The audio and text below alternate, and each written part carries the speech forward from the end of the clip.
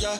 Came from the trenches, they ain't showing us no love. Thugging in the city, all we wanted was a hug, yeah. We on the block like every night to catch a buzz. Get the cash and tell my family out the hood, that's a must. Was a hood baby with no soldiers. Bad past never left my mind, it's taking over. No, I should've died, that's why it's hard to stay sober. Glad to see the sun, but my heart getting colder. Life's so crazy, what we been through. When you die, the only time that they gon' miss you. Tell my mama no more tears, no more tissue. Ooh, just some hood baby with some issues. Hood baby from the struggle. Long time had a hustle. Glad we made it through. I'm just glad we made it through. Hood baby from the struggle. Long time had a hustle. I'm glad we made it through. I'm just glad we made it through. Pull up in that rain, see me ballin', yeah. 30 feet on my wrist like I'm Harden. Either they love me or I'm a target. Cause the eyes on me is flawless. I've been busy and picking up when you callin'. And on purpose, I hate the fact we ain't talking. But anything that you need, dog, I got you, I mean that. All this pressure make it hard not to relapse. Build up aggression, make it hard for me to relax. To the hood, baby, ain't no way that I'ma lead that. My dogs need hope, step it up, I gotta be that. Cause life's so crazy, oh, it been through. I'ma love you way before I gotta miss you. Hold this mama by my side, give her some tissue. We were just a hood, baby, with some issues. Hood, baby, from the struggle. Long time had a hustle. Glad we made it through. I'm just glad we made it through. Hood, baby, from the struggle. Long time had a hustle. I'm glad we made it through. I'm just glad we made it through. Good morning, good morning, good morning, everybody. Y'all know who it is. Y'all know the voice. Y'all know the sound. James Bubba Williams, DJ Exclusive, is in the building. Good morning, everybody. Make sure you grab your coffee, your tea, whatever it is you need to get your morning going. Like it or not, it's about to go down. Good morning, y'all. Hood baby from the struggle. Long time had a hustle. Glad we made it through. I'm just glad we made it through. Hood baby from the struggle. Long time had a hustle. I'm glad we made it through. I'm just glad we made it through. Shout out to everybody in the chat room this morning. I see y'all. Good morning. Roller Dragon, Nicole Howe, Demarius McCoy. Good morning. Boondocks Dragon. Good morning. Bluebird on my shoulder. What's going on? Good morning, y'all. Boondocks Dragon. Hope you're doing good. Good to see you as always. Y'all make sure y'all stay tuned, man. Like it or not, it's coming up next.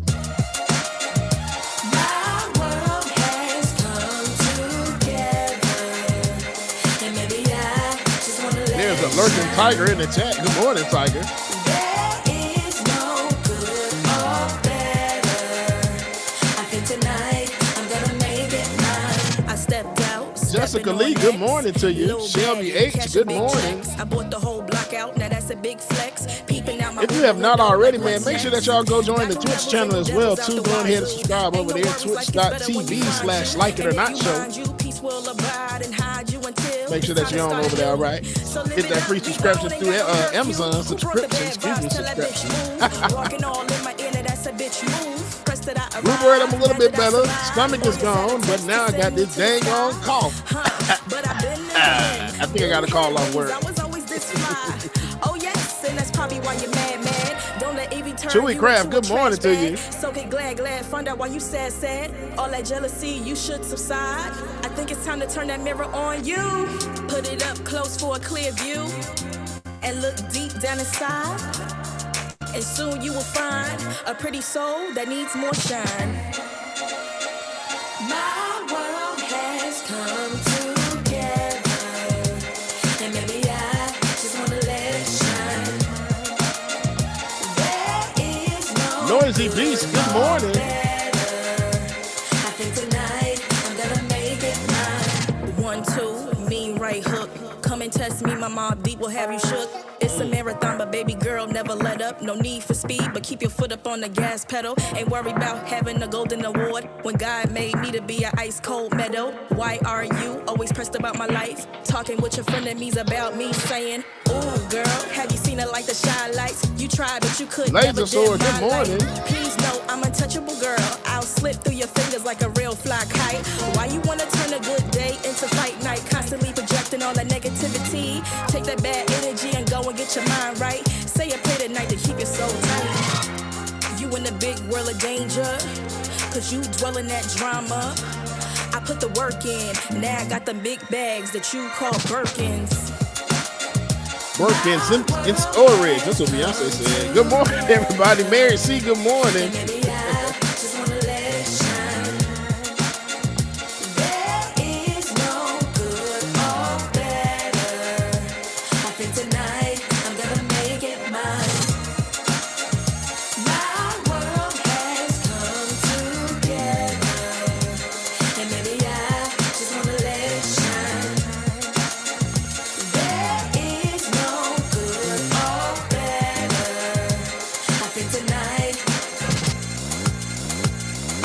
Jessica Lee, I'm feeling a little bit better this morning. I just have a cold to deal with. But other than that, I'm okay. And real quick, before we get to the next song, why was the broom late for the meeting? Why was the broom late for the meeting?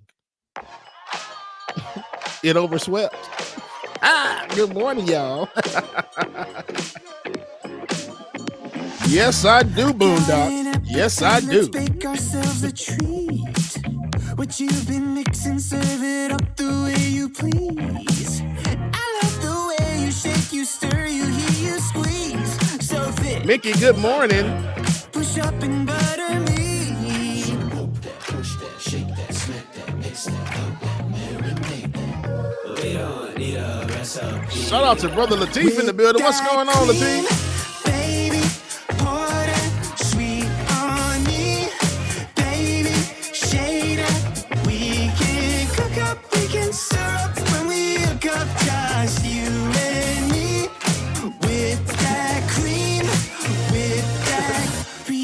Oven up like 5,000 degrees.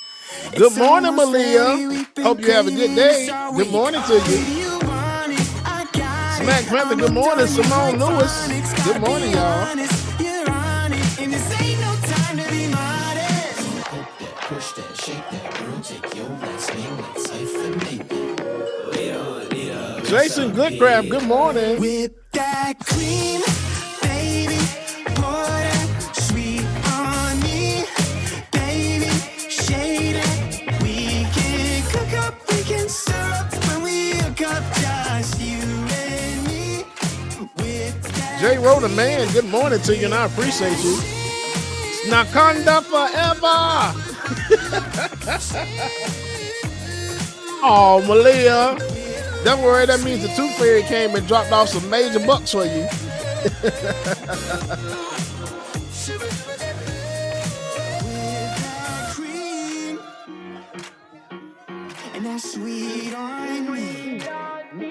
Kevin Eller, good morning to you.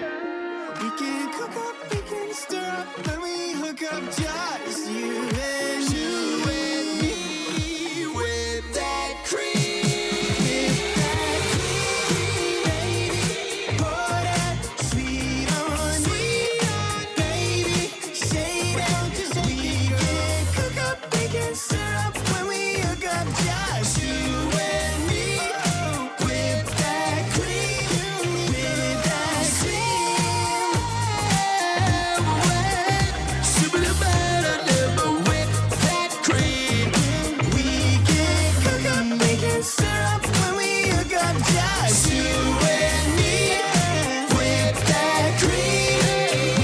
that Happy Hump Day, everybody. That's right. Today is Hump Day, and so glad to be over the hump to this week. Just got to get to goddamn Friday, and I cannot wait. But anywho, yesterday I'm on a plane, and the lunch choices are white meat chicken or German sausage. White meat chicken or German sausage. Unfortunately, I'm seated in the last row. I'm hoping for the breast, but preparing for the worst.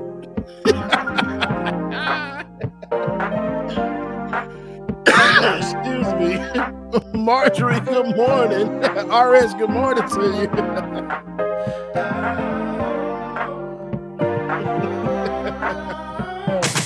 You can't break my focus. All I got right now is attention. Give me the divine intervention.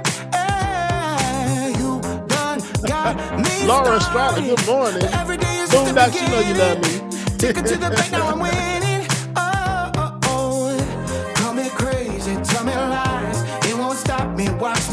rise. No more anchors holding me down. All I need is more. What part of the body always loses? What part of the body always loses? Defeat. Defeat. Climbing every mountain. Keep both eyes on the top. And nothing's gonna tell me to stop. Oh, push me through the Brenda fire. King, good morning, Brenda. All I'm gonna feel is the heat burning underneath of my feet. Ooh, so call me crazy, tell me lies. It won't stop me, watch me rise. No more anchors holding me down. 'Cause all I need is more. One more hour, one more minute, one more chance for me to win it. Yeah, I want more. Every time I dream, I catch it. I know how to make it happen, but I want more.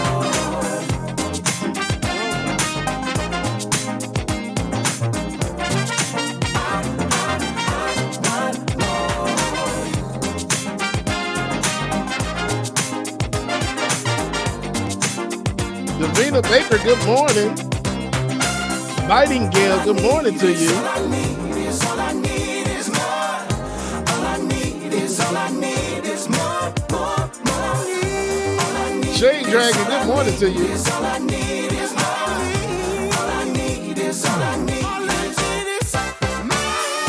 One more hour, one more minute, one more chance for me to win it. Yeah, more. Every time I dream, I catch it. I know how to make it happen, but I want more.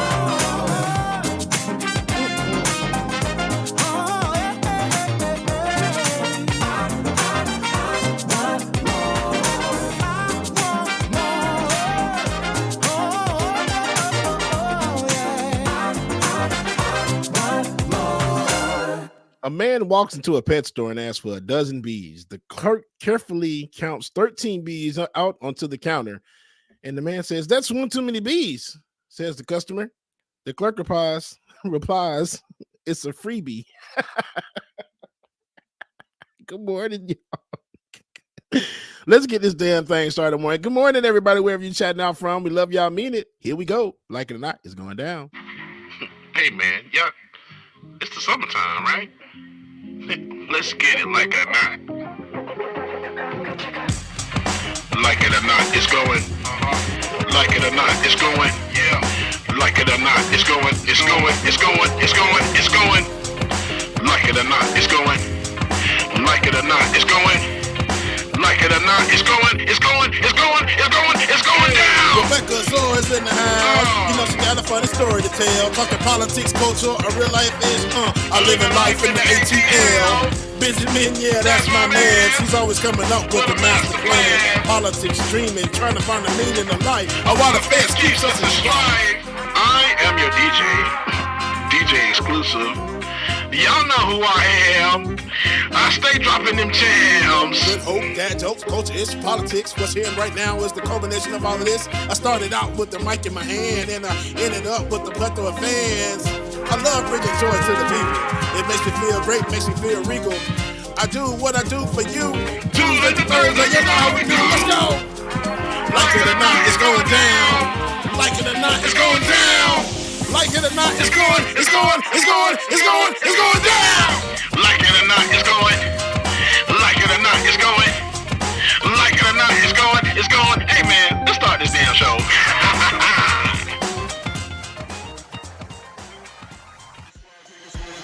Like It or Not with Benjamin Dixon starts now.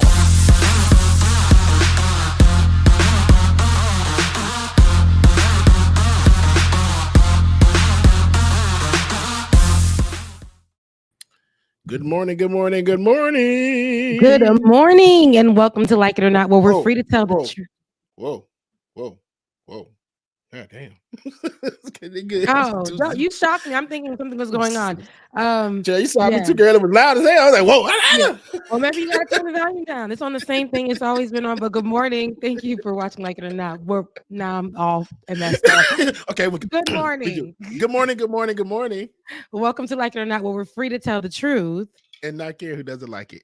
Good morning, everybody. It is, what is it? Wednesday. So this is our Thursday, right? This is our Thursday here on Like It or Not. We have a jam-packed show for you guys this morning, and we also got special guests.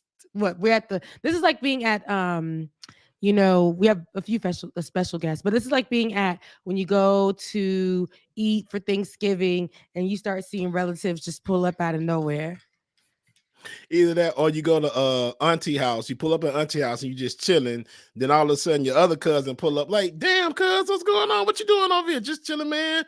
Came to see auntie. Oh, okay, yeah.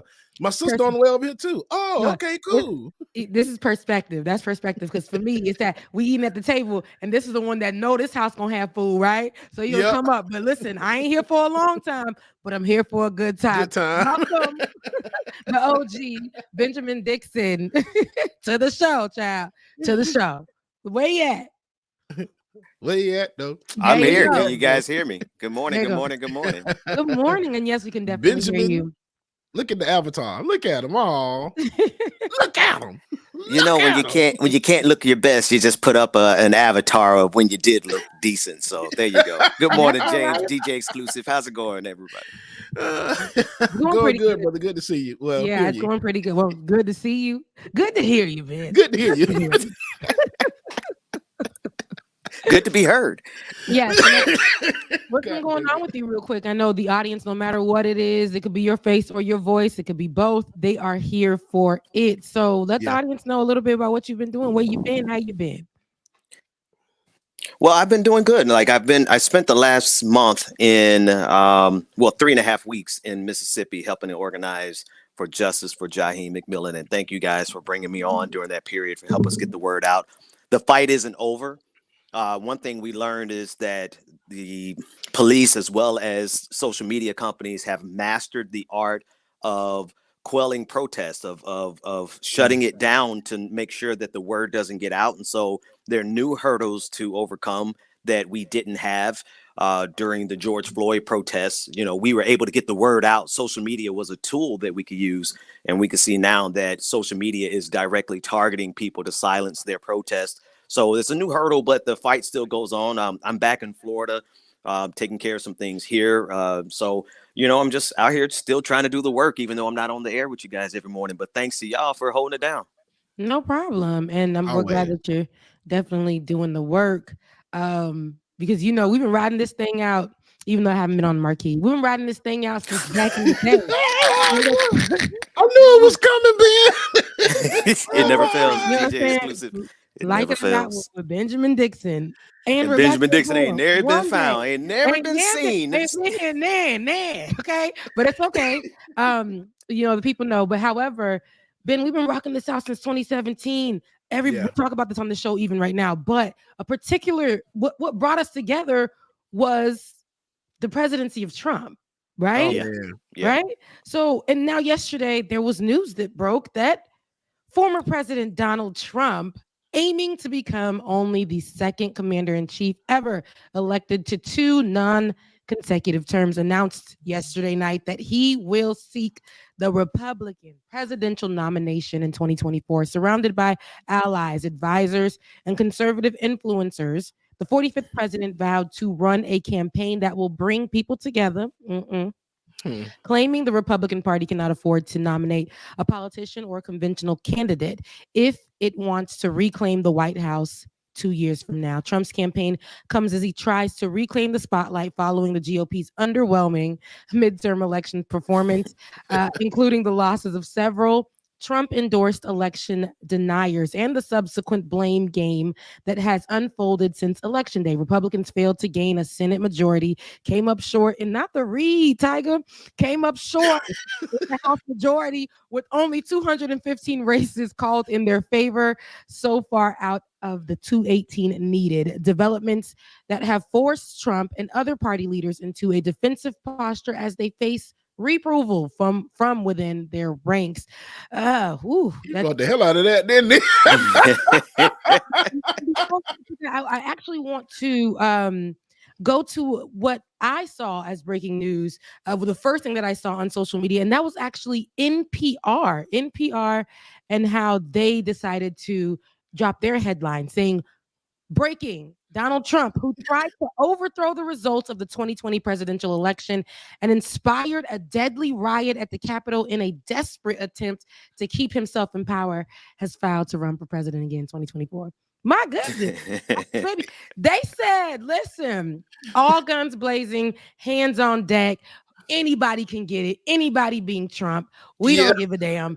At this point, I know this is what we should have did back then, but we know now. We know now. I ain't never scared. Ben, Bubba, your thoughts? Well, I woke up this morning to last night when I saw your tweet about that. I didn't see the NPR tweet until you tweeted about it. And then this morning when I woke up, there's trending on Twitter, defund NPR.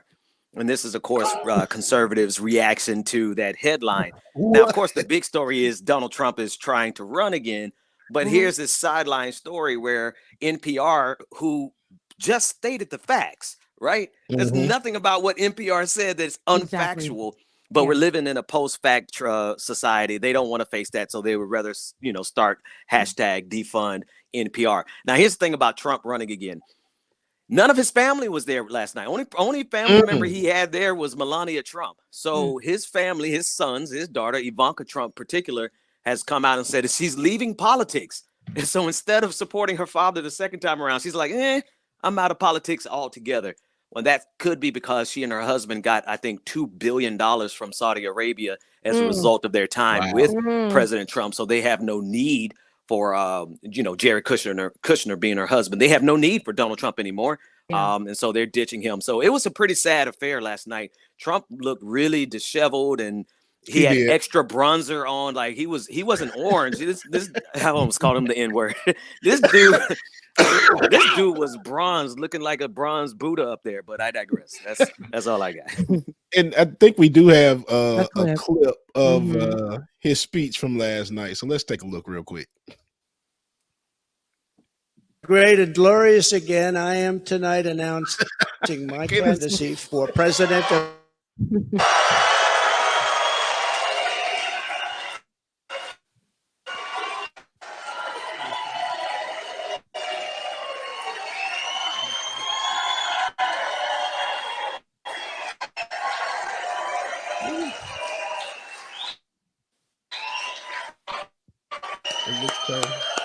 Thank you, kids. Thank you. Very underwhelming. Oh my God. And then the clapping was so close to the mic, I thought it was Ben. Because, I didn't see you clapping. So then, it was like he needed to give the effect of the clapping just now. But yeah, that was very underwhelming, Bubba. Wait a minute. How'd you think it was me? Because it I was looking, like Bubba said, it looks very underwhelming. Didn't really see anybody doing much, and so that's how close the clapping was coming to the microphone. And I can't see you, so it sounded like it was coming right from here. It wasn't giving a thing just now. Listen. When I seen this, and granted, it was you, Bubba, that dropped this video because I chose not to really look at the media on yesterday. Yeah. I know at some point in time I had to. NPR was literally it for me. I did see the updates in my phone instantly coming in from, Apple gonna give it to you from the Hill, Washington, New York Times. They're gonna give it to you, so it's gonna be there. But when I got online, NPR is sick. They are sick and they're tired. They sit. They like, no. We knew it was coming, but not today. Not today. Okay.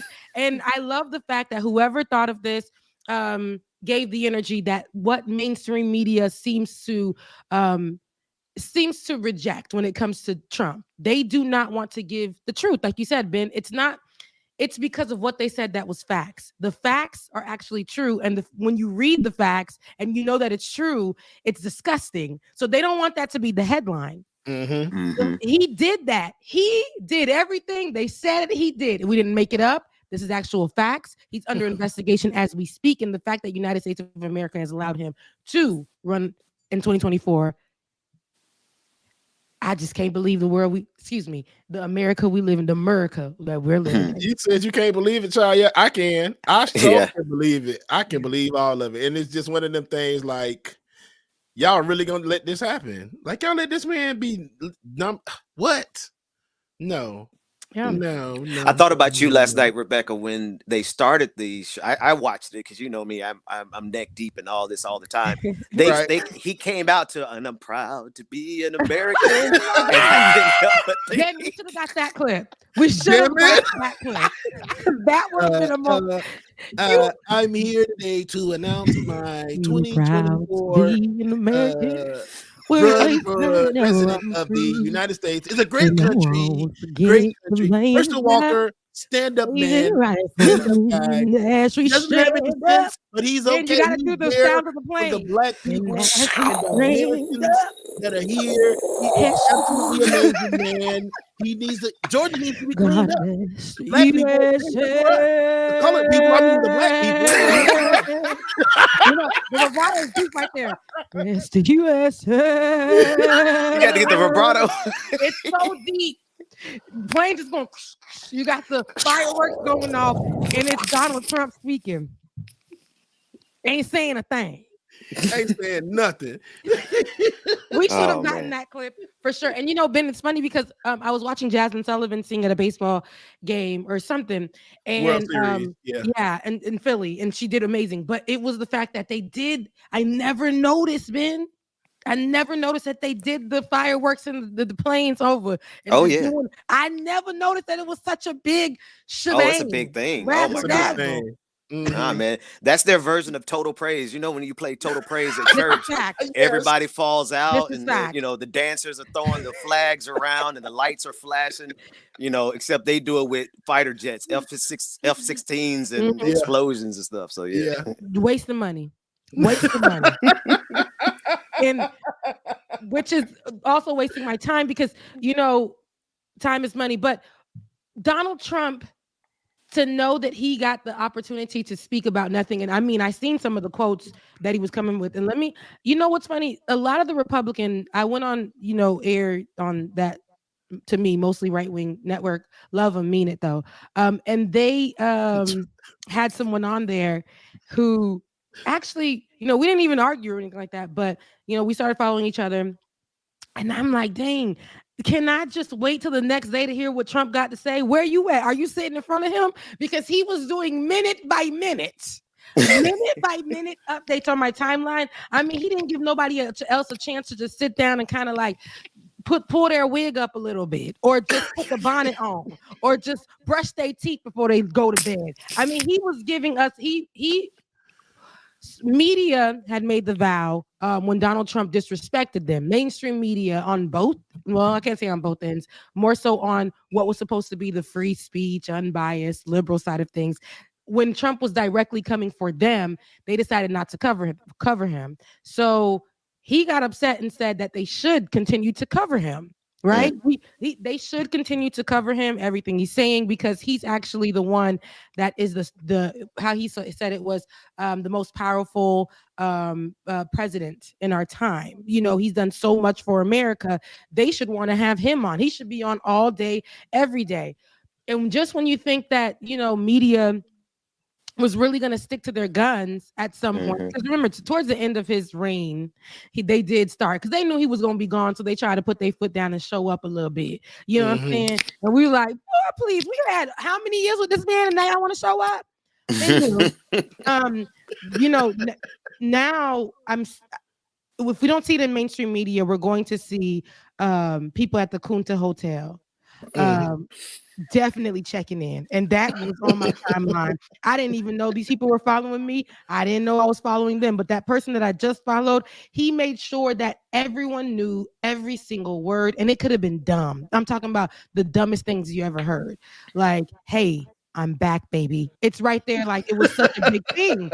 Somebody else who was a representative, a Republican representative, said something along the lines of, watching Donald Trump getting big as we speak, and it's powerful, or something like that. And Oh, it didn't wow. even make sense. They were like, the quotes that they were quoting didn't have any power to it, but they were going to make sure that they throw that in our faces in any way, shape, or form before we could even open and see Tucker Carlson talking about it. I mean, people were doing the work because they wanted us. They wanted it to feel like a powerful moment, but we ain't even sad about it. You know, like when he was elected. Yes. We're not even sad about it like when he was elected. I'm more so just like, America really does not give a damn. It ain't even about the people right now because he hasn't been elected yet. We're not even in 2024. It's the fact that they allowed him to run again. Yeah. And I heard that they were Republican Party was against him making that announcement. Child, if y'all were so against it, he wouldn't have made that announcement. Simple as that. If y'all were so against it, but he still made it and hit his punk ass go again. Here we go. With all this bull crap. 2024. I'm already sick of this election cycle and having to wait till December 6th again to still see Herschel Walker pop up on my screen. Y'all, I'm so against Herschel Walker, y'all. I talk about it every damn day. I talk about this man As you should. every day, and not because I'm so sick of seeing him on my TV. I'm Herschel Walker. But Herschel Walker and Donald Trump go hand in hand. Herschel Walker and Donald Trump are the same people. How's he saying, James? I'm Herschel Walker. No, I love America. We don't have a racism problem, and y'all think that the trees, they out here saving trees. We don't need them trees no more. The gas guzzlers. The gas guzzlers. He's an alien, and he will take care of you. He's alien. Or something like that. He just says ridiculous things, like, and people are in the audience like, what'd he say? Did you know what he said? Like, I don't know. Well, Trump said he's a great person. I don't really know. Well, that's what you're getting in the audience. People who are toothless and like and toothless. You know, it's the people who ain't got no insurance, people who got to drive literally hours away because they believe that this is actual real help for them. Right. They are focused on a color, and I ain't talking about skin color because it ain't even. If Herschel Walker was just running off skin color, baby, lynched. Damn, Rebecca. Damn. But he's not just right. Ain't no more playing GA. Right. Okay, you can go but so far. You know what I'm saying? Right. But the fact that he is their puppet and he is somebody that they can utilize and say that they have met their quota for diversity and inclusion within the year, and this is what we need. And they're actually like, to know his background, a lot of the things are true, you know, that we've learned from him or about him. And to learn his background and see about him, and to know that Georgia is still willing to put him in place, to know that America itself, our legal system, our justice system, our America, and how we work here. Yeah. Elections, all of that. It all has some kind of voter suppression. But the fact that you want to look at Donald Trump and say, oh, he did all of that. I mean, he did, but who says he can't run? You think you're a candidate? I mean, everybody should be given a chance. The hell you say? Yeah. Yeah. So we'll see how this continues to go. You know, we'll continue to cover it. Yeah. We'll continue to cover it as best as we can, until he says something that's really mindful for me, something that actually has weight. Because a lot of the stuff that he says is counterfeit and has no weight. So we can, until he says something that makes sense, I think, you know, we'll just cover him here and there until, you know, he about to shake some stuff up. Yeah, the only thing that the toupee for war. I was just about to say, the only thing of weight that Donald Trump has is that damn toupee. That's it. Toupee. it don't move. It don't move. It don't move. It don't move. But his gives a little bit of this action right here. Rebecca be like that. Hey, Rebecca.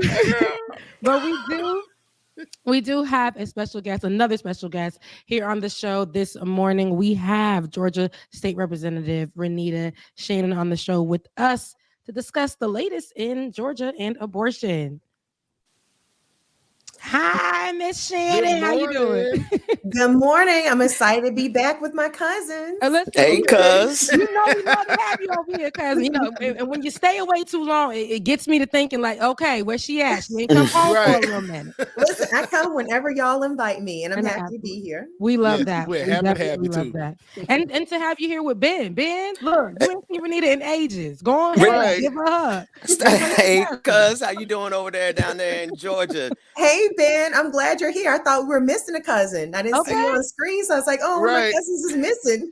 Yeah, I've been missing in action a little bit on the show, but Rebecca and James have been holding it down, and I know you've been holding it down in the state capitol over there.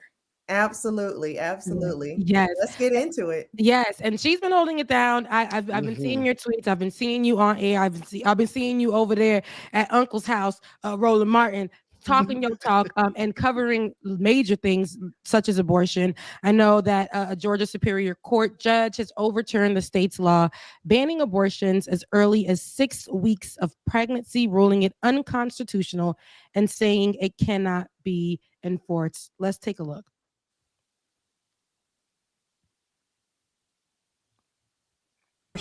Ban ruling that it violated both the U.S. Constitution and the Supreme Court precedent when it was enacted. The state passed that ban in 2019, which blocked abortions as early as 6 weeks with few exceptions, but the law did not go into effect until the Supreme Court overturned Roe v. Wade back in July. A spokesperson for the Georgia Attorney General said the office intends to pursue an immediate appeal. Yeah, this major decision from Fulton County Superior Court Judge Robert McBurney makes the procedure legal in the state again until at least 20 weeks of pregnancy, effective immediately. The judge's order comes in response to a lawsuit that sought to strike down the ban on multiple grounds and will apply statewide. I know this was called the HB 481. You're here in Georgia, Renita. So could you tell us more about that? I know that you've been covering this for a while, and now I saw you post something yesterday about, 3 years since, you've talked about it and where we are now, but the work that we have to do. So let us know your thoughts on this. Yeah, this bill is probably one of the bills that out of all the work that I've done as a state legislator, people probably know me best for fighting against this bill, which essentially outlawed abortion, even though more of my work has been on policing issues. But the reason why they know me best for this is because this is the bill that I went down to the well and made the speaker physically remove me over protesting, allowing this bill to move forward while it was on the floor for debate, in an effort to try to stop this bill, because I knew that it would remove women, pregnant people's bodily autonomy, and it was just not going to be good for anybody, particularly Black women, when we already face the challenges of having healthcare workers listen to us and take us seriously. Medical racism is a thing, and it's costing us our lives. So for me, I knew exactly what time it was with this bill. So the development today or yesterday, I'm so excited to see. I'll say I am surprised, because usually what happens is when a bill is passed through the General Assembly and then it's challenged in court as being unconstitutional, a lot of times courts, the Georgia Supreme Court and most state level Supreme Courts will look and wait and see if it is already scheduled to be sort of discussed on the federal Supreme Court, and whatever the federal Supreme Court says, they will just kind of follow along that way. But what this judge did was he said, listen, this bill at the time that it was passed was not constitutional because Roe was still intact. And so therefore this bill needs to be invalidated. And I do think that that was the correct call, not because I am a firm supporter of abortion rights, but I think it's a right call because he's right. When it was passed, it was completely unconstitutional. And they were passing this bill in an effort to hope that it would make it to the federal Supreme Court in order to completely gut Roe. So I'm happy to see this. And now what the situation that we've got is that Georgians have got to rise up and let their lawmakers know that we do not want a return of this, because this is not completely dead. As you mentioned, the Attorney General is going to seek an appeal, but also the next General Assembly coming in 2022, they can actually pass another bill to outlaw abortion, an even stricter bill if they want to. And that would not have the same the reasoning that this judge struck this bill down would not be the same reason you could use to get rid of a future bill.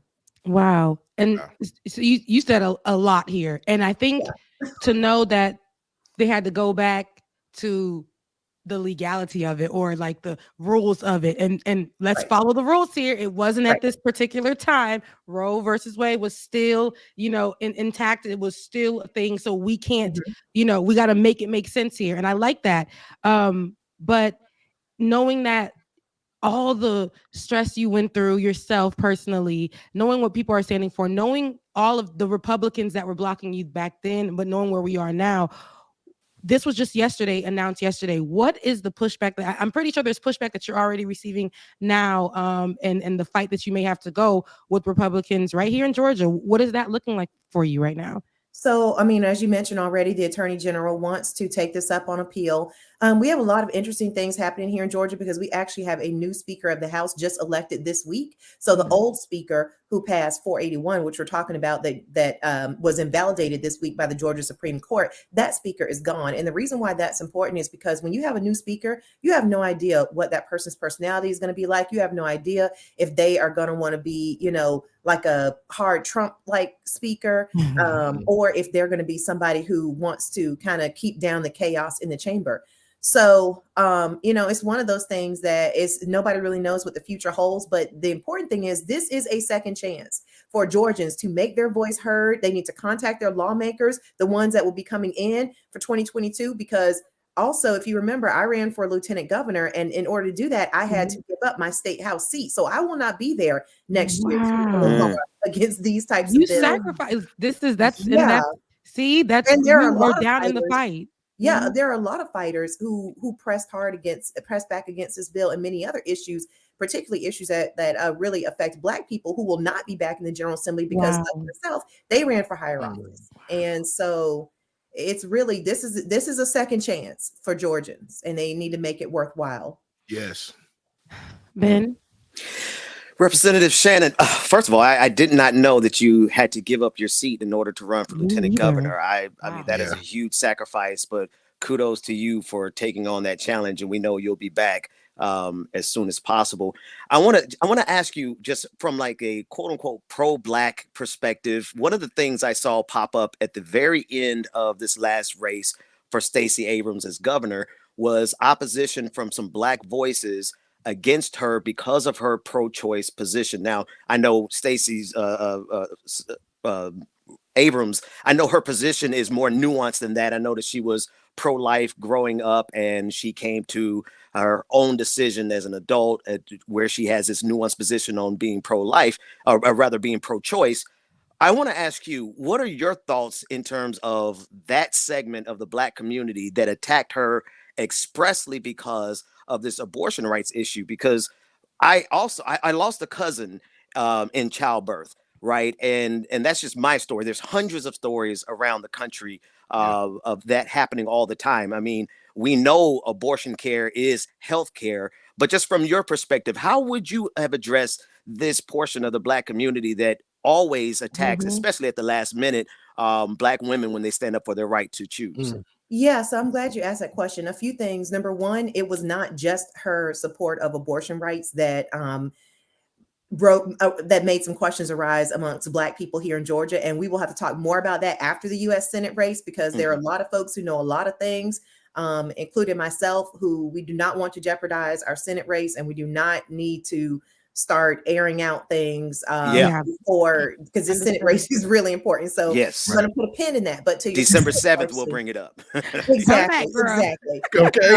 Right. But that was not the majority of the pushback that she received as it being related to abortion rights. That wasn't the majority of it, and that wasn't the root of it. But you're right. There is a significant portion of Black folks who don't understand why this issue is important for us. And I don't think that it is their fault. I do think that it is the fault of the wider reproductive rights movement, which has largely been led by white women. And the entire thing has been my body, my choice. Now, while that is true that you should not have the right to tell me what to do with my body, there are other issues that also will make sense to Black folks who may have a religious background, or Black folks who may look at the statistics of, the number of times that Black women choose abortion. And so what I think that what really needs to happen here is there needs to be wholesale education around how it is that the more you restrict reproductive freedom and rights, whether you're talking about states or countries, the worse maternal health outcomes you have. And as you mentioned, your family member, and I'm sorry to hear that, passed away due to maternal mortality, that is a real thing for Black women. And so here's the thing, you cannot restrict abortion rights because that is a part of whether you want to grow your family. You know, there are a lot of people who in this wide discussion with abortion, they just learned this year that if you have a miscarriage, an abortion is the general way that you would resolve that issue. And if you don't, that can lead to you being infertile in the future. So whether you are somebody who would never have an abortion and you want to have as many kids as possible, or if you're somebody who does not want to become a parent, abortion is still a part of one of the choices that you need to be able to access. And that is because it is literally a part of reproductive health care. And I think that has not been described enough to Black folks in particular and to the wider community, because voices like myself and other Black women who are part of the reproductive justice movement have not had our voices elevated in the way that you would see somebody from Planned Parenthood or somebody from an Emily's List. And that's the reason why the conversation has not been fully fleshed out. Yeah, the different things that you mentioned. One is like an instance can be as Ben's relative who unfortunately passed away because of that, and also people who can't have babies. Financial reasons, right? If I can't afford this child, you're telling me to have this child. Once I have this child, this same country that's telling me I need to have this child does not want to protect me after having this child, right? You don't want to pay for anything. You don't want to give me housing. You don't want to make sure that this child is okay. And the system put in place to protect said child is abusive. So many holes in it. Children are dying all the time. Children are depressed. There is no actual care. So there's so many different reasons. And I like to also add to that the religious aspect. You know, it isn't only the white evangelicals, and you know they be happening too, but it isn't only the white evangelicals in the Black church. You know, I come from the Black church. I know most of all of us here come from the Black church, and we know what was taught to us. I myself, I was very candid on this show and talked about me growing up, knowing how I thought abortion is always wrong, will always be wrong. And that's how I was brought up until I had to go through it. Okay. When it comes to your front door, it's now a different issue. And then I had to go through it. And then I realized if I didn't have this option, what would my life be like today? As sad as I was at the time, but what would my life be like today? I am glad I had that option. When you're speaking about this, are these things that they bring up other than it just being, oh, you know, it's a health thing. It could be somebody's just choice because listen, I just can't do it. And all of it is completely valid. At the end of the day, even if it is just, you know, in my case, I did not want to become a parent when I became pregnant in college and I had an abortion. Don't regret that decision more than 20 years later to this day. Even that, though, if you're forcing somebody to do something with their body for 9 months that they don't want to do, that is bad for their mental health. So even if this is going to go back to health, and people have to realize that sometimes you need an abortion to save your life. When we talk about the ways that Black pregnant people are not listened to by doctors, this could mean the difference between you saying, hey, I think something is going wrong, a doctor, you know, not really taking that seriously versus if you, you know, a doctor not really taking that seriously versus a doctor really hearing you, investigating why you were saying that you don't feel quite right in this pregnancy and finding out there's a real medical issue. You may need an abortion. The most dangerous things about these bills that outlaw abortion, even when they make a provision for the life of the mother, is that all of that is still a judgment call of the doctor. And when you think about if a doctor's thinking, hey, am I going to get sued in a state that really has outlawed abortion? I've got to prove with 10 toes down that this person needed an abortion to save their life. Who do you think that doctor is going to be more likely to go to bat for? I mean, it's just reality. So it's just, it's not good for anybody. In addition to all the criminalization that we already see of Black pregnant women. And that is even without abortion being outlawed, you see it increase when abortion is outlawed, because then people question, well, did you really have a miscarriage or did you try to give yourself an abortion? That's right. See, these are all the questions that Sally's never going to have to answer, but Shaniqua will. Okay. Come on now. It does affect the Black community at a disproportionate rate. This is a conversation that they don't want to have. And we already struggle in that department, in the healthcare world, in, you know, getting healthcare, being treated correctly, being able to afford it. Black women struggle. In this reproductive health is just, they don't want to give it to us. We can't just walk in there and say this is what we want and get it done, or get a proper procedure. Back alleys is going to be where people are going to, to get these things done. Girls will be dying, all because choices are taken away from them by people who don't even understand, do not share the same anatomy. They don't, and that's problematic. So I love that you are fighting for it. I appreciate you for fighting for it, coming here and educating us about it, sharing your experience. I mean, that means a lot. And to really focus on the people who are going to be affected the most when it comes to this.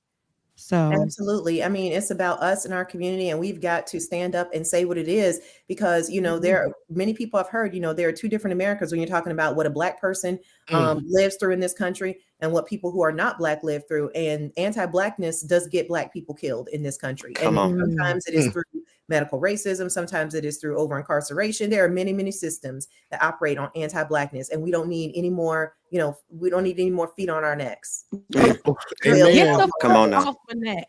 Get it off. Get it off. Off my neck. Representative Shannon, listen, December 7th, when you're ready to air out those grievances, I want to bring in air support, because I was infuriated by some of the stuff I saw in the last hour leading up to this election in Georgia. But God bless you. Thank you so much for everything that you're doing. Thank you so much for having me. Yes, bring that smile right back over here.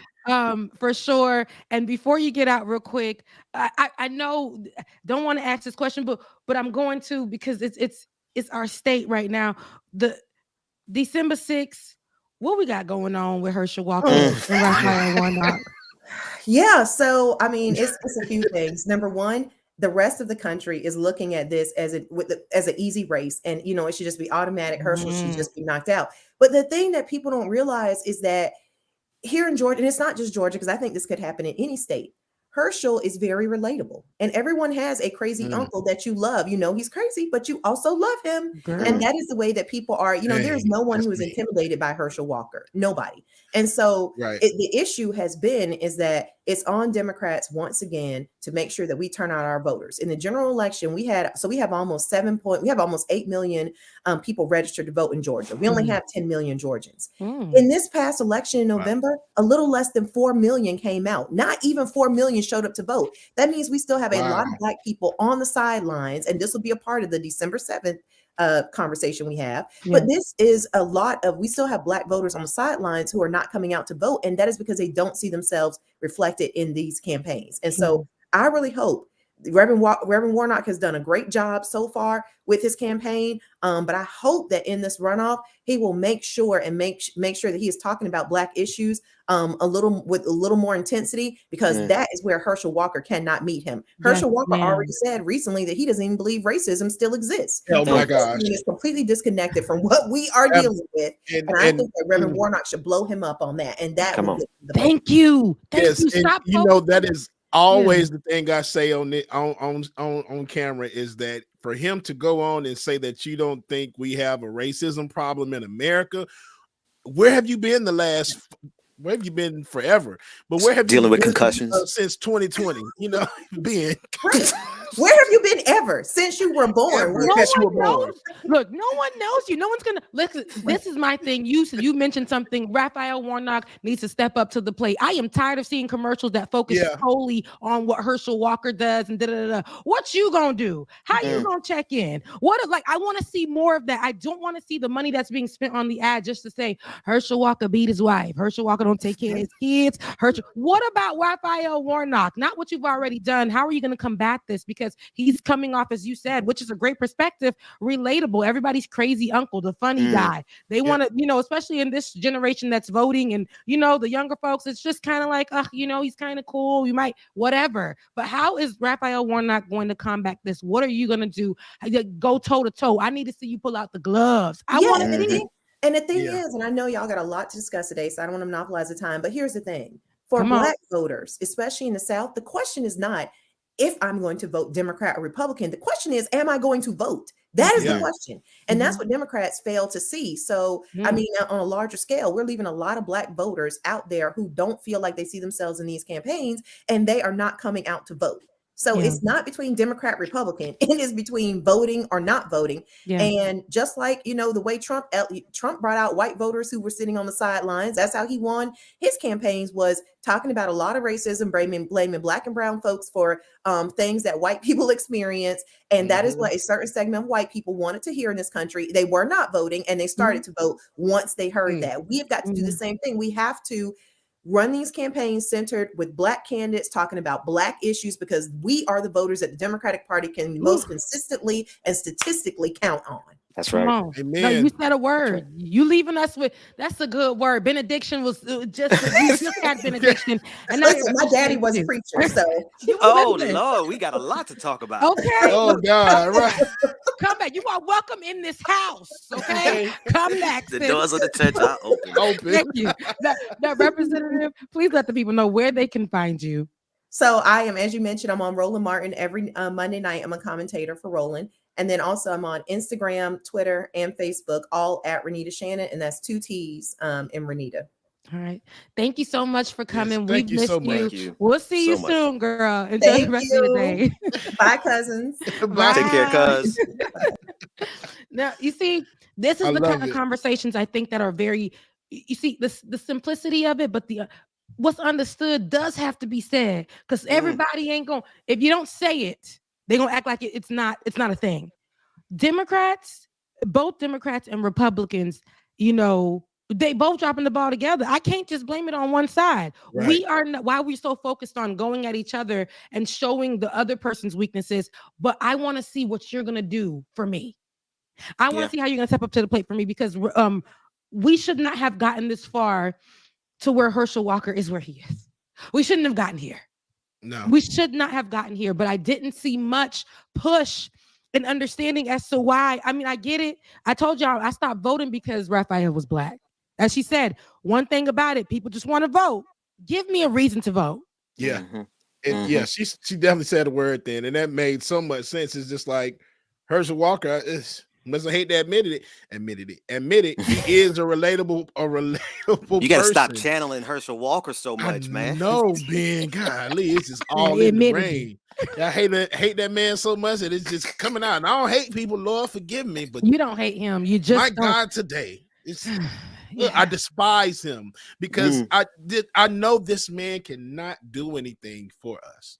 That's right. That's the main thing. I know he can't do anything for us. And for your views to say that you don't think racism exists in this country as a Black man, I don't think you believe yourself, bro. I really don't think you believe yourself. Yeah, no. Whew, it's so much that we could talk about when it comes to the politics. The Pilates tactics? The Pilates, what? The Pilates tactics. Like, it sounds like she said Pilates and hot toddy. Okay. It just got crazy. I can't even blame it on my bracelet bands. It got crazy. My syllables were getting thrown to the right. I don't know what word I was searching for on the left. You definitely had a pootie tang moment. Politics. Oh man. It got crazy. But not as crazy as Title 42.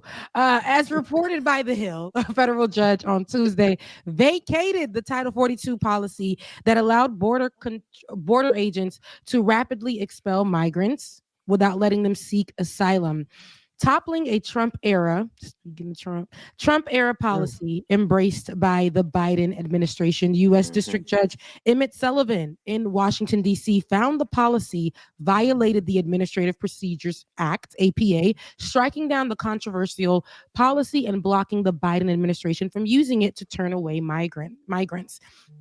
Sullivan found the policy crafted under the Trump administration in the earliest days of the pandemic to be arbitrary and capricious.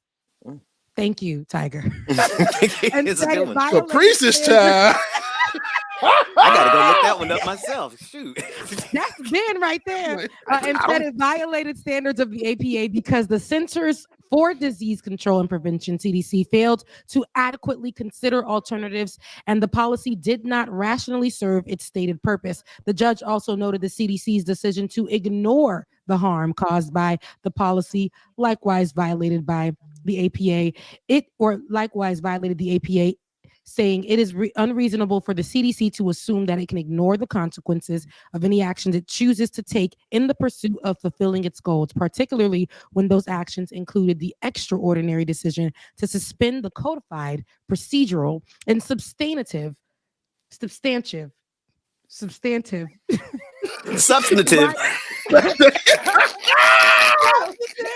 rights of non-citizens seeking safe harbor. Whew! Sullivan wrote, noting Mormons and migrants often face persecution and violence once expelled. And this is actual and factual. I actually, with Title 42, I've discussed it many a time, right? I know that we're here, but I feel like when it's, and I know I say this all the time, y'all can fight me in the comment section, trolls, I'm ready to, I know you like to tussle. I know you like to pull wigs.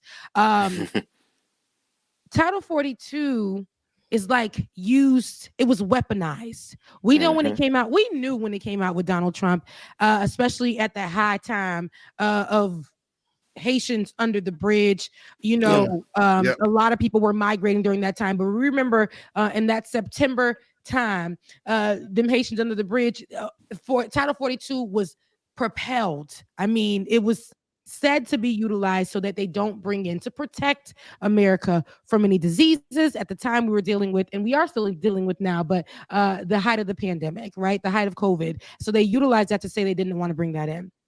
The way that they sent them people out and on their way before we can see it was ridiculous. Let's fast forward another year to Ukrainians and the war that they're having with Russia.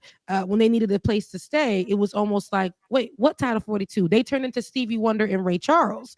And so Haiti had people who experienced the death of the assassination of their president. The disease was ravishing the country as well.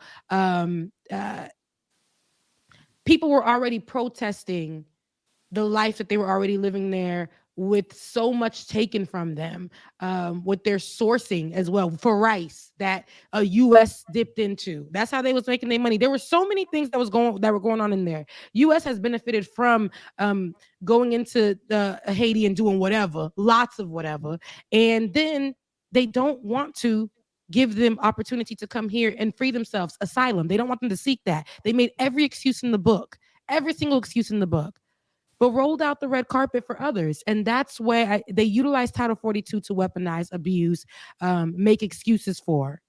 And that's why I always was really confused about it. And to see that now, for some reason, it has to be, it ain't because the Haitians, but the Haitians are going to look at this and say, I'm going to take that route again. I'm going to try again at an opportunity so that I can have a safe life. I'm going to try again to get to America or somewhere where I can get to a family member so I can get my child here. I'm going to try again. They're going to do that. And I can guarantee you 100% that they won't receive the same treatment as another group of people who will be looking at Title 42 being shot down as a benefit to them. I mean, there's always the racial specificity. I take my time with that one. That they target. You know what I mean?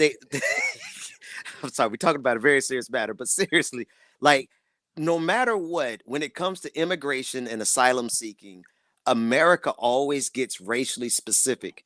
They have no problem accepting migrants or immigrants from asylum seekers from European nations, right? If your skin tone is the right color, you have a better chance at the border seeking asylum than someone from Haiti or someone from Mexico, right? And this is how we've seen it played out over and over again. And I actually agree with you, Rebecca. I'm quite sure, despite them doing away with Title 42, the same type of treatment is going to be had at the border. When black and brown people come to the border seeking asylum, by the way, they're seeking asylum for a lot of foreign policy that America calls, right? Yes. American foreign policy undermine and destabilize those nations, right? American capitalism has been exploiting Haiti forever, right? So when Haitians, and I never will forget when you cover that story, like these were Haitians that came to South America and migrated up north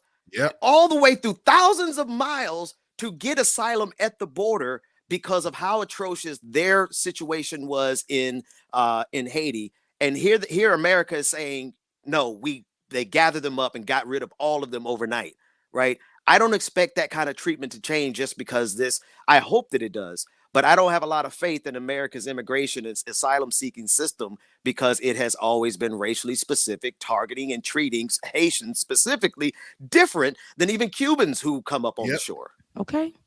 That's why we see that there's a difference in treatment, and there's a difference in, Cubans would definitely go and advocate for this policy or advocate for things that are really, built under Republican law, and they'll Cubans do that. Like back home, it's a big thing. Cubans are, I will vote for Donald Trump. They do that. They really do that. No lie.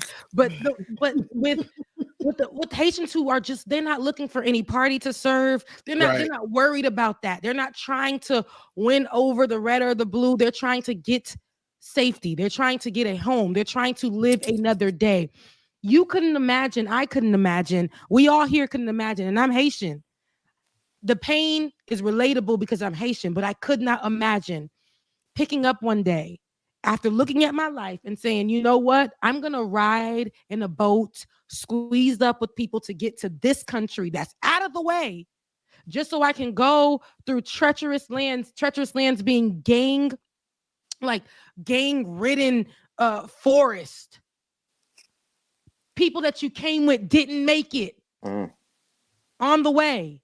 You finally get to a place where they told you would be safe. If you just touch this soil right here, where the rest of these immigrants have been coming for months, if you just come right here, I promise you, I can give you an opportunity. They get there. It's almost like they get there and they said, no, everything matches. They can get the opportunity, but we're not going to give it to them.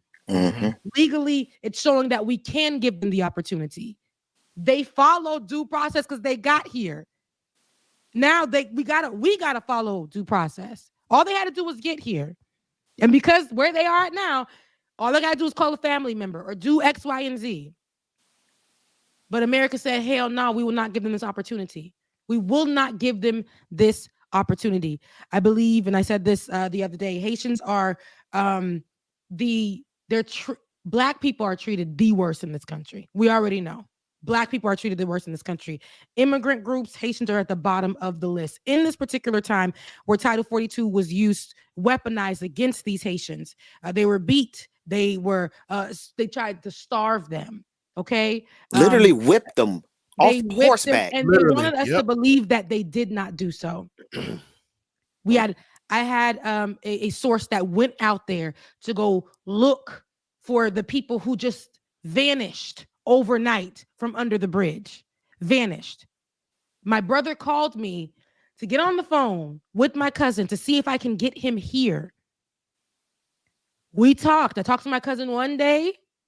I called the lawyer the next. That lawyer said, you don't have a chance for some odd reason. Since I've been doing this for years, Haitians are treated the worst. They do not give them the opportunity. The next day, that boy was deported. No knowledge, no nothing. He was sent back to Haiti. He thought he had a couple more days. He said they told him that he had a couple more days. He said he answered the questions correctly because they ask you questions to see what you're running from when you're seeking asylum. How do you ask questions to someone who says, I'm coming from my country? Protest is happening every day. We don't have the right sources. I'm living in an area where food isn't available. Right now, there's so much war going on in the country. We don't have leadership because our president was assassinated. Gangs are taking over the streets. We can't live. And they looked at him and said, doesn't sound like a problem to me. And sent him on back. And sent them on back. This is what we're dealing with. This is what we're dealing with when it comes to deportation. I'm glad the Title 42 was shot down because it is a racist policy. It definitely is a racist policy, but both presidents actually utilized it to their benefit when it worked out for them. That's right. That's right. Listen, Joe Biden is not far. Like I said years ago, I voted for Joe Biden because we didn't need a fascist in power. We didn't need Donald Trump to be back in power, right? But that's as far as I can give him a whole lot of credit, because when it comes down to issues like this, Joe Biden and his administration, along with the Democratic Party, historically, they have consistently and persistently done this to people of color, specifically Haitians. Like we could drill down Rebecca, we both from South Florida. And we've seen exactly how Haitians have been treated at our borders since we've been here. And it's been consistent across administrations. Yeah. Yep. It's just something about a Haitian. It's an easy target. But I feel like just being Black, period, is problematic. When we come to the immigrant groups, Mexicans and Haitians, Mexicans are above Haitians, and Mexicans are at the bottom tier. You know what I mean? Like the bottom. And they don't want to treat us good.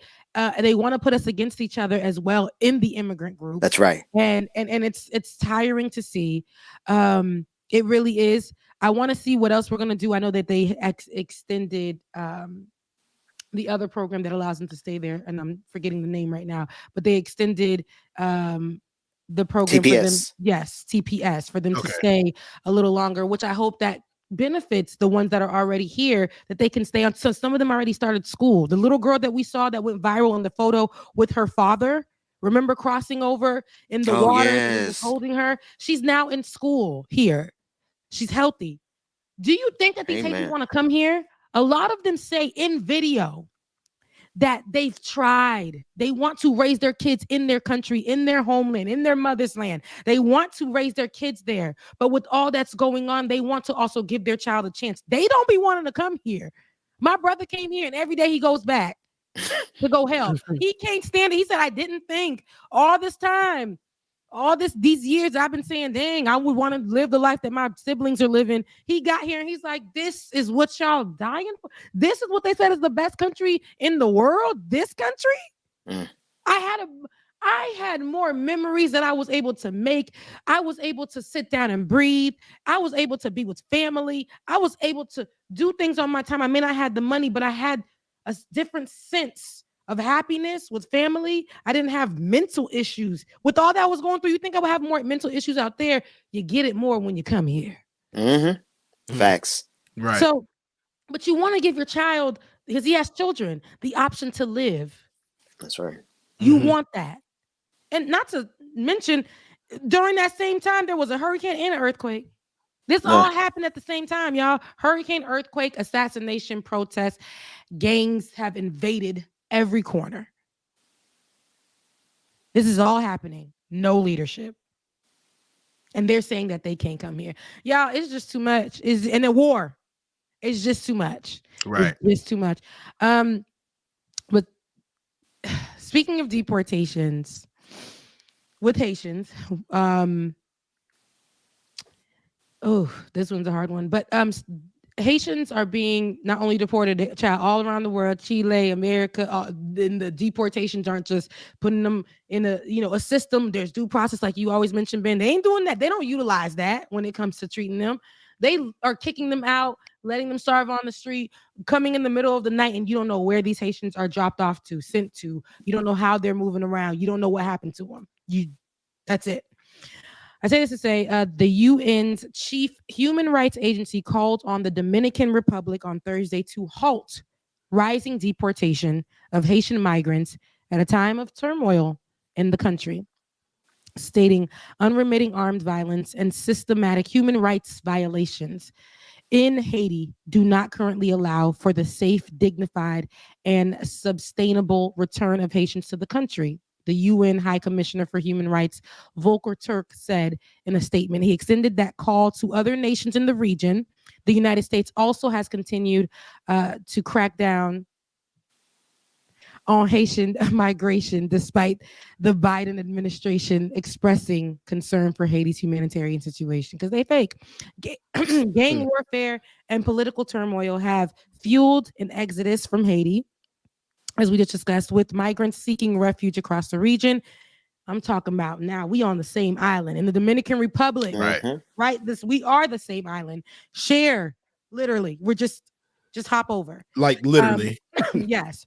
which shares a 240-mile border with Haiti on the island of Hispaniola, that has prompted migratory and border crackdowns that the government says will guarantee border security.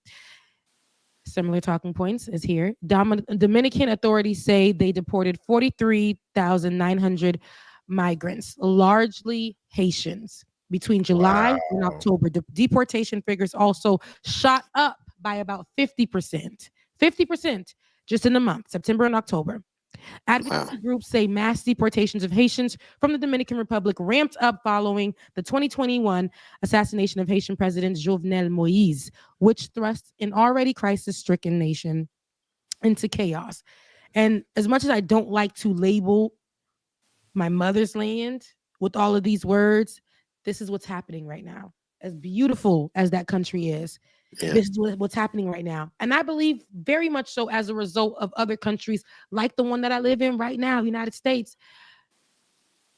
going over there, taking from them when it comes to resource, putting their nose where it don't belong in Haiti's situations, saying that they're going to help, turn around, and Haiti thinks that they're going to get help from them, and turn around and get stole from. Every time. And so still waiting on houses to be built by the Red Cross. What? Six homes. 6 homes built by the Red Cross with all of that money from the time that we seen Kanye said George Bush doesn't care about black people. You heard me? I mean, that's how long ago this was, right? We're talking. We still waiting on the Clinton Foundation to do what they say they're gonna do in Haiti. Clinton Foundation, Bill Clinton, and this, I don't know why this hasn't gone viral or gotten anywhere. Bill Clinton sat down and said, and I don't know if it was a Senate or whatever, but he sat down in one of them offices, the official offices where they have the conversations that we see on C-SPAN. He sat down there and said that because he went in and disturbed the rice that we have there. He said that he should have never did that because since then he contributed to that part of Haiti not succeeding and not moving forward, and a lot of people not being able to eat, a lot of people not being able to flourish because he done dipped his nose where it didn't belong. He was saying that Haiti needs help. He then began to plead that the country needs assistance. He says he regrets his decision and what he did. That's why I don't trust them Clintons. I don't like Hillary. I am happy that Bill, let me get my camera together, but I am happy that Bill stated this publicly. You can literally Google it and find it on a verified channel that he mentioned this. It happened. She talking as she's going to fix that camera. Yes, and I'm here. I apologize, you guys, but it definitely happened. I'm not back yet. No, you back. I see you. Oh, okay. It definitely happened. And to know where we are now, with Dominicans and how they're functioning under the same thing that the U.S. does, they still kill and destroy. We are the same people, guys. Yeah. And I really would love, I was just there, and I would really love to see how Haitians were being treated there was unreasonable, though. Yeah. It was, I just couldn't, I don't know. I didn't like it. And the people are beautiful. Everybody's beautiful. It's Haitian Dominicans all over the place that are there. Don't want to say that they're a Haitian so they don't get kicked out. Don't want to say that they're Haitian so they don't get kicked out. I don't like to see it, but they're there because there was a young woman. She had to be about 20. She was telling me, "Oh, how is America? How is that going? Like, how do you like that? What's going on?" And I was like, "Girl, it's cool. It ain't all that." She said, I would have loved to be there with you guys. I would have loved to be there in America because I didn't want to come to Dominican Republic. They treat us like crap over here." And I looked at her, I said, "Girl, they treating them like crap over there too, over here where I stay." She cried. She said, "I would love to go home and be, even though I only have one living parent left over there, she sent me away and I've been here by myself. And they treat me like crap. I have to speak Spanish. If I speak Creole, they treat me like crap. Mm. So I don't know. It's hard to really go into I had a video that I wanted to share, but just to give you guys an example, I don't want to play the video because it makes me emotional. Ugh, I don't want to even play it for y'all. Y'all probably might just be so pissed. They kicked Haitians out of a hospital in Dominican Republic, local area in Dominican Republic. In the video, a woman was pregnant who got kicked out from the hospital because they found out she was Haitian. In the front of the hospital, she's having a baby. She's pulling the baby out by herself. Come on. Wow. With her other Haitian migrants who are with her. It's like mother ones. And they're older women trying to help with it. And she has so much strength in her face as she's looking at the hospital and pulling out the baby simultaneously. And you hear the mothers in prayer asking God to protect, and they're thanking God. The resilience that I speak about is real when it comes to Haitians, but I hate that I have to see it always being that we have to pull that resilience out of us time again. I don't want to, I always say this, see my people going through things that don't kill them but make them stronger. That young woman should have never had to have that baby in that way. Her health is on the line. That's how much they want a country who is neighboring to us, who we share the same blood, we the same people. They want that country to hate us as well, so damn bad. As what we see here in America, how they want people who have generations that last longer than some of the people who get respect in this country. As you mention all the time, Ben, you can trace your generation back generations, decades, like centuries outside of what these people can. Oh yeah. They can't do the same. They come here last week. Italian background, everything, but they get treated as such because of skin color. That's inferior. Right. That's what it's like. And that's what they treat us over there. We are the same island. We're the same thing. People try to battle me out online when I said this is very interesting, even after the UN called for the Dominican Republic to stop, to halt the violent. I'm not just saying regular, this is violent, can possibly be murderous deportations of Haitians from the country. Let's actually start putting a process together and make it work so that we're not putting their lives in danger. We're not killing them off. We're not treating them as inferior. They ramped it up after being told that. I think that we should stop looking. Let's not forget to look at humanity here. I know it sounds cheesy, but y'all got to really understand the story and then action and process, and there's humanity. If a country that's neighboring to you needs assistance, help. If people come over here and they are on your land and they're saying, can you please help me? And you have the means, because the money that you are spending on reckless things and here in America, where the money goes is ridiculous. Programs that can be created for these asylum seekers, if need be, having resources and people, places and things for them when they get here. They don't want to do that. They don't want to do that. They don't believe in that. They would rather see people's bodies, blood on their hand. Yeah. People's bodies are littered on the way that they created for themselves. Some sort of a green book that they thought a route would be that they could get here and be safe, willing to risk their own lives for their children that they were traveling with. America doesn't see people. They see color as hell. They see color.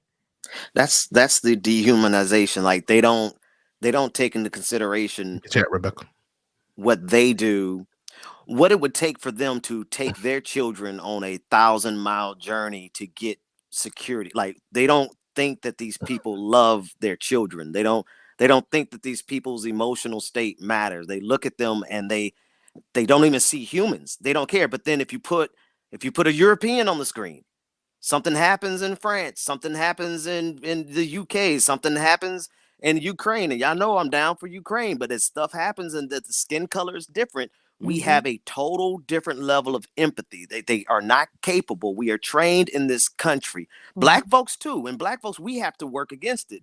But we are trained and conditioned in this country not to have any regard for the humanity of black and brown people, specifically black people. Yeah.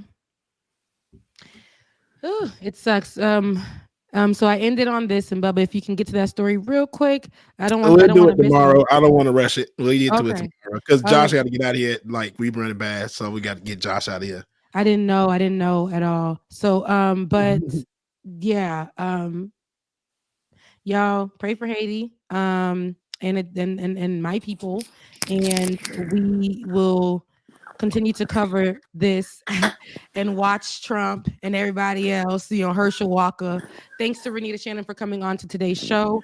Ben, thank you for coming on to the show as well. I don't know, look, if you're feeling real cute about it, you might come tomorrow, right? Hey, listen, I'm going to start showing up a little bit by little bit. My goal is to be back in full force in the new year. So thank y'all for having me today. Hey. And if I could be back tomorrow, I will.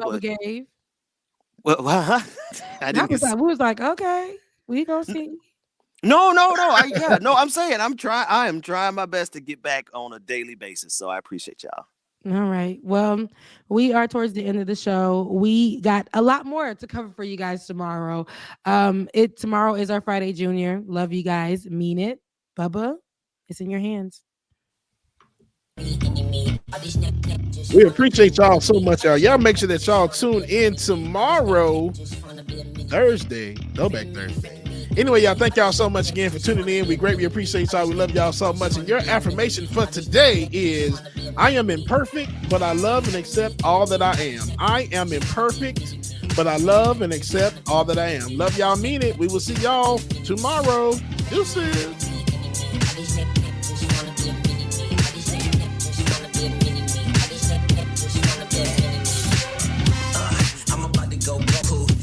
My head is red like old news. Yeah, trying to get the green like it's Whole Foods. Couldn't take my style and now you so blue. Yeah, we don't even know you. Your hometown, we don't need go to. Trying to get it worldwide, global. Looking like I can show you. Been killing this is go to. Skrilla, the whole man killer. Life so free, can no man kill him. Came from the bottom, was a broke man girl. Still move like 10 man with no found window. Boom, pardon me, I get hectic. Boom, I survive through the wreckage. Go look for the exit. New sheriff in town, I get a little reckless. Missed the memo, go check the message. I ain't think